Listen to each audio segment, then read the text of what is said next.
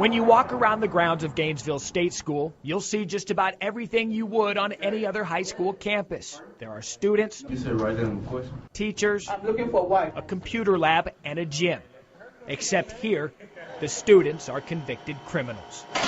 It's an incarceration facility for kids that have violated the law. Each day starts at a tiny dorm room they call home and continues marching from class to class, abiding by a strict schedule. In fact, the one thing that makes them feel like kids again is football. I'm just like you remote model on campus, you know what I'm saying? Everybody want to play on the football team. Just to put on a Tornadoes uniform is a reward, not a right. You must have good behavior and good grades. Not to mention, every game is played on the road, but it's worth it to escape on Friday nights and enjoy a small piece of freedom they gave up. But each week, there comes that constant reminder of who they are and what they've done. They don't treat us as a regular person in the world. They treat us like we're just some alien just somewhere out of nowhere. I mean, they look at us like animals in a cage. Like we don't deserve a second chance or another opportunity to be something in life.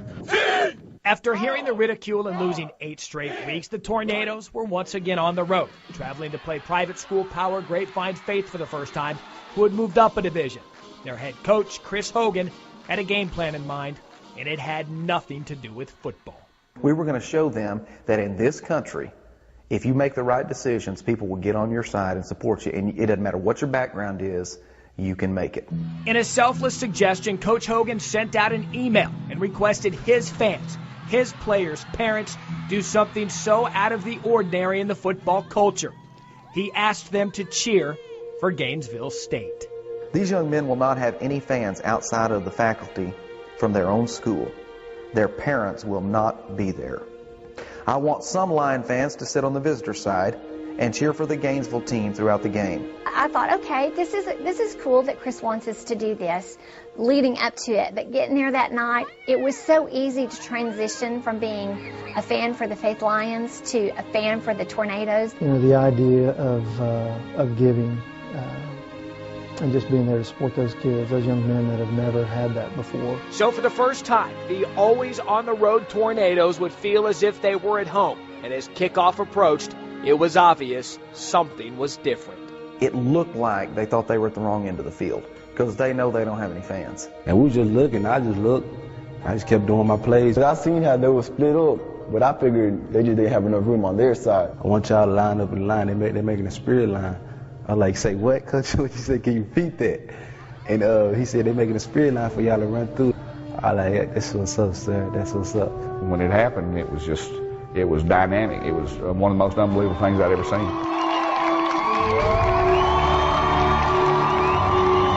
When I ran through this, like I felt like it was just like like angels was on me. That's all I felt. Because I was just running through as fast as I can. I just feel the wind rushing my face. That feeling of being unleashed lasted throughout the game, and so did the cheers. We had a penalty like the third play of the game, and I heard booing behind me. I turned around, and it was the Grapevine fans. I remember when I was making like a play, I made a chocolate, and people yelling my name. I'm like, I don't even know these people. They were just like ours that night. I can remember rooting for their little quarterback, and I felt like he belonged to me. Our kids were their kids, and their kids were our kids, and all kids were the same. It wasn't enough to lead the Tornadoes to victory. As expected, Grapevine Faith won 33-14, and the Tornadoes finished the season 0-9. But it didn't matter, because for the first time in a long time, someone was in their corner, and that alone was worth celebrating.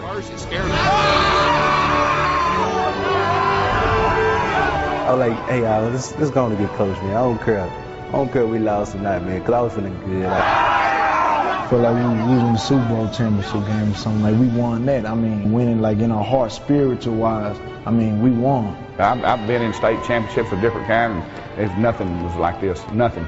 Isaiah and the rest of the Tornadoes will never forget the feelings they had on that night. And while it didn't erase the mistakes they've made, it showed 14 teenagers that regardless of the bad things they've done in their past, there was reason to look ahead. I cried. when after the game, I went back to my room, I cried. I think that your family are the only ones that love you. God ain't the only one love you. Other people love you too. This is what I was hoping and praying would happen. I hope that it gave them hope. I see the world in a different way now. I mean, I don't just see like I'm the victim no more. So much love because, you know, I came from a broken home family.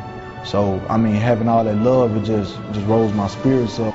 They got to be kids that night. They got to be a teenager and experience Friday night football in Texas.